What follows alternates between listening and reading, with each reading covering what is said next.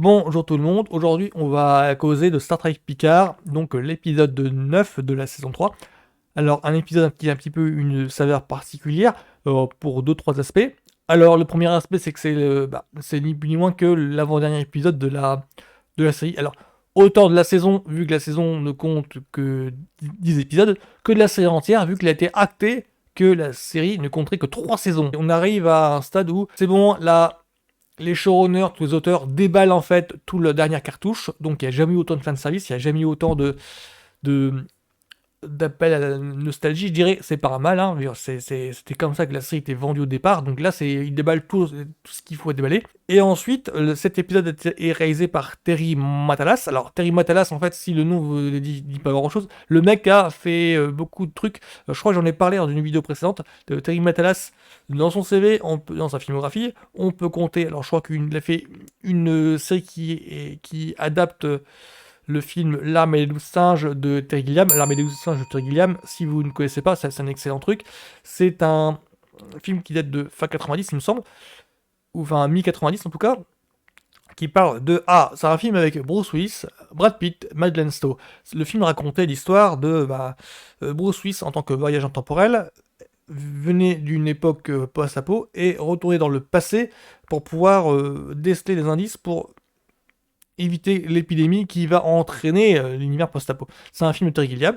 Il y a eu une série adaptée de ce film-là, et donc Terry Matalas s'en est occupé. Donc la série dure 4 saisons, il me semble.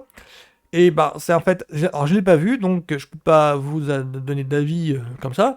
Mais ça a très bon écho en fait. C'est ça le truc, ça a une très bonne réputation. Série dont il est aussi l'un des showrunners et là qui a moins bonne réputation, MacGyver, le reboot de MacGyver, c'est le reboot, là, le dernier truc qui est passé sur M6. Bah en fait, c'est lui qui s'en est occupé. Et du coup, je peux comprendre pourquoi est-ce que les fans hardcore avaient terriblement de telles appréhensions sur Star Trek Picard. Ça s'est encore ressenti sur cette saison 3 là. Donc là, Derek Matalas réalise cet épisode lui-même. Donc là, on peut deviner que tous les enjeux et toutes les thématiques qui sont en œuvre là ont été travaillés durant toute la saison, voire durant toute la série.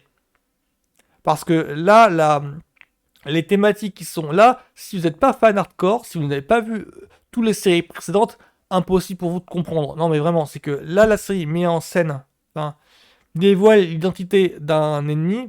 Alors, sans trop vous spoiler, on va dire que ça tourne autour des Borg. C'est les Borg, pour ceux qui ne connaissent pas, pour les néophytes en question. Alors, l'air de rien, je crois que la présence des Borg dans la série, ça a été amené dès la première saison. Parce que, en fait, Jean-Luc Picard, donc le héros de la série, a eu a été traumatisé, on va dire ça comme ça, par son expérience des Borg. C'est-à-dire que les Borg, quand les Borg sont apparus dans la série, ils sont apparus comme un espèce de collectif d'êtres cybernétiques, c'est-à-dire mi-humanoïdes, mi-mécaniques, on va dire ça comme ça, euh, qui sont à l'origine humains, qui peuvent être à l'origine humaine, c'est-à-dire des êtres humains terriens, quoi, qui sont, on va dire, assimilés, c'est-à-dire que on leur implante un objet, un élément, qui leur permet d'être reliés au collectif Borg. C'est-à-dire que la pensée individuelle est formatée pour correspondre aux besoins du collectif. C'est là en fait où, où le collectif Borg, ou l'ennemi que sont les Borg, et les thématiques sont intéressantes vu que ça oppose la thématique principale soutenu par la Fédération. La Fédération, en fait, c'est l'organisation dont fait partie Picard, dont fait partie le Starfleet en question, dont fait partie les héros de la série, les héros de la série sont représentants de cette fédération-là, et les principes de cette fédération, c'est avant tout répondre aux besoins d'individus, à l'épanouissement d'individus. La thématique autour des Borg, c'est totalement le contraire. Pour moi, en fait, les Borg, c'est un petit peu ce que le Spectre est à James Bond, ce que le cybernaute, il me semble, je crois que c'est ça le nom, est à chapeau melon et bottes de cuir, les Daleks sont à Doctor Who. Enfin voilà, c'est l'alter ego maléfique, c'est le Némésis par excellence.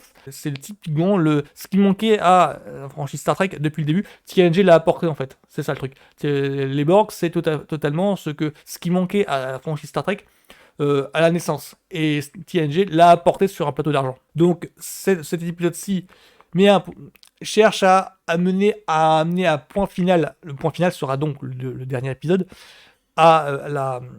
aux thématiques qui ont été dépeints dans Star Trek, TNG, il y a la série il y a 7 ans. Et du coup, pour moi, c'était une joie de retrouver tout ça dans cet épisode-ci, vu que, alors là, cette fois-ci, le niveau fanservice, alors moi, je suis au servi, parce que il a fallu que je fasse des recherches sur tel ou tel personnage, tel ou tel élément, pour savoir d'où ça vient. Parce que même moi, là, j'étais paumé, parce qu'il y a des personnages qui apparaissent, je me dis, ouais, ok, et la mise en scène fait que, on présume, on devine que le personnage est important. Et moi, j'ai dû faire des recherches pour savoir, non, elle est importante, pourquoi? C'est la première fois que je la vois. Et en fait, non, ce personnage-là, oui, est apparu dans tel épisode, il était marquant pour telle ou telle chose. Là, à moi de me dire, ah oui, d'accord, ok,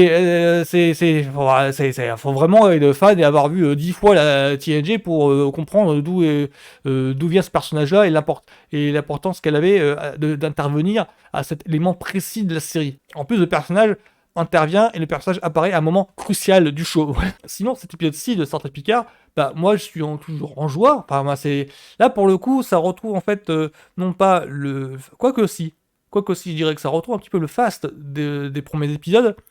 Mais en mêlant un petit peu l'intrigue thriller, en mêlant des intrigues laissées vacants, enfin laissées dans le flou dans TNG, parce que c'est un petit peu la force que je dirais de Star Trek Picard là, et voir dans les deux autres Star Trek Discovery ou Star Trek Strange New World, c'est que ce que les fans hardcore prennent pour des incohérences par rapport à l'évolution des personnages, moi je dirais que c'est complémentaire en fait, dans le sens où Star Trek Picard profite des trous béants laissés par les séries ultérieures, parce que l'époque voulait que on construise un épisode d'une certaine manière. C'est grosso modo, à l'époque, dans les années 80 ou 90, la construction, c'était ça. C'était que un élément, en fait, débarque dans un épisode et doit être résolu au terme de l'épisode, au bout de 40 minutes, quoi. Alors que là, maintenant, on peut faire un suivi, avec le système de replay streaming, on peut faire un suivi sur plusieurs épisodes, voire saisons. Enfin, les séries feuilletonnantes, comme le genre 24 heures chrono, ou genre Game of Thrones, ils profitent à fond du côté streaming feuilletonnant, en fait, parce que du coup, les fans peuvent se binge-watcher la série entièrement, il n'y a pas de problème de j'ai raté un épisode, tu peux le revoir en replay. Là, Star Trek Picard, ça profite à fond de ça, dans le sens où les histoires, en fait, ils prennent du temps pour mettre en place, ils peuvent se le permettre, et ça fait quelque chose de plus construit, de plus structuré et de plus profond. C'est là où je veux en venir, c'est que Star Trek Picard, j'ai l'impression que là maintenant, avec Star Trek Picard, avec Star Trek Discovery et Strange New World, on arrive à un point où la saga a maintenant acquis une certaine profondeur. Et j'ai l'impression que c'est ça un petit peu qui gêne. C'est simplement que cette profondeur-là est acquise en jouant avec les trous béants laissés par la franchise qui a tant séduit auparavant, avec TNG, avec Deep Space Nine, avec Voyager, avec Star Trek Enterprise. Je ne le répéterai jamais assez. À mes yeux, c'est ça. C'est qu'à mes yeux, Star Trek Picard joue avec ses trous béants. Il y avait des tas de problèmes de cohérence, il y avait des tas de problèmes de raccourcis scénaristiques dans la série d'antan, et tous ces problèmes-là, Star Trek Picard, actuellement, il joue pour pouvoir avancer son propos. Moi, c'est comme ça que je le ressens pour ce dernier épisode. On prend des éléments qui ont été laissés un petit peu en plot wall, comme en trou d'intrigue dans les saisons précédentes, et on joue avec pour essayer d'apporter des réponses. Donc c'est comme ça que je terminerai en fait cette vidéo. Pour moi, c'est encore du très très bon, c'est du très très bon Star Trek. Ça joue sur la nostalgie un petit peu, parce que c'est un plaisir de voir l'ensemble de cast se réunir. Il y a plusieurs scènes dans cet épisode-ci ouais, là, ça se joue à fond sur nostalgie. On retrouve des éléments qu'on n'avait pas vus depuis 20 ans, qui viennent en fait de TNG. Je ne veux pas spoiler, mais c'est parce qu'il y a des séquences qui jouent à fond sur ça. Qui jouent à fond sur les éléments du décor, qui jouent à fond sur les petites musiques, si on n'est pas fan, si on ne connaît pas TNG, je le répète, oui, on peut être paumé. Mais en même temps, si la mise en scène est suffisamment efficace, les personnages, même nouveaux, ont été dépeints de façon tellement attachante, que je suppose en fait, là je ne peux faire que supposer, vu que je ne suis pas dans cette catégorie-là de spectateur novice, j'ai croché sur la saga depuis TNG, je le précise, depuis 20 ans. Donc forcément, je suis parti, je fais partie du public cible de la saga. Disons que je ne peux que supposer que quelqu'un de novice en Star Trek puisse être séduit parce que les nouveaux personnages sont attachants. Et les personnages ne sont pas de façon attachante. Je veux dire que ce soit La Forge, que ce soit Worf, que ce soit Shaw, nouveaux personnages introduits, ils sont longés à la même enseigne, ils sont traités de la même manière, ce qui fait que, ouais, là, on peut s'y attacher facilement. Donc c'est tout ce que j'ai à dire en fait sur Star Trek Picard, c'est que pour moi c'est encore du bon, c'était un excellent cru. La série a l'air de s'acheminer vers un très très bon final. C'est vers le meilleur final que l'on puisse espérer d'une série. Là, ça chemine sur de très très bons augures pour terminer en feu d'artifice. En tout cas, sur un final touchant. Enfin, les auteurs ont décrit un petit peu le final de Star Trek Picard comme devant égaler celui de Star Trek 6 Terre Inconnue, qui était un très bon final de série pour l'équipage de Kirk. Alors ça, je vous en parlerai plus tard une autre fois. Donc pour moi, là, épisode 9 de la saison 3 de Star Trek Picard, un très très bon cru. Mais vraiment, c'est là on s'achemine vers un excellent final de série tout court. Donc, chose tout le monde, à la semaine prochaine.